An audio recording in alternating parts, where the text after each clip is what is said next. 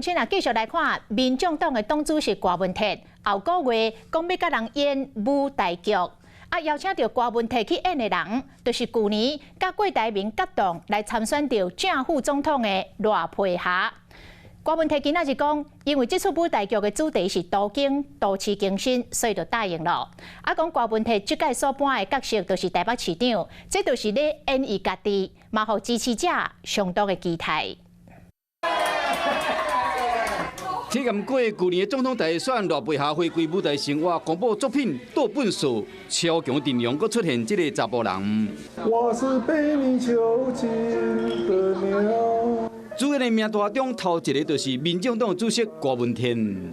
这一台舞台剧主要是讲杜更的，说这个杜更在未来的时间呢，也是台湾社会上一个重要的事情啊，所以透过一个舞台剧，把一个来点出说，我们社会上面临哪一些问题。经过了解，这摆郭文铁扮的角色就是台北市长，这有经验，民众真期待。是讲排4场演出，郭文铁会出现伫倒一场，目前的时间也未确定。对了，这个开发新事业，民众党台中市主委江浩秋加立法院副院长江启臣见面，直接就写讲，期待江副院长会当伫2026年顺利当选台中市长。不过这件代志有一个条件。当然，我们是用一个祝福的一个态度啊。如果是柯文哲出来参选的话，当然我是支持柯文哲啦。这是没有什么对啊，因为三角都的话，当然柯文哲的获选几率会比较高一点。如果你不选台中的话，他就要挺江启臣，所以你有要选台中吗？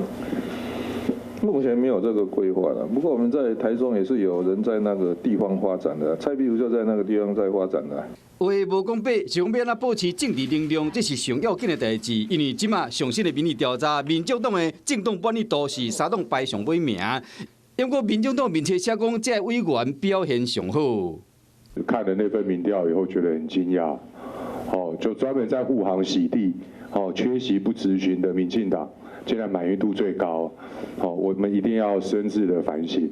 法官要检讨，煞来佫批评执政党讲好的上强的战力，以民意调查的结果来看，这爱佫拍拼。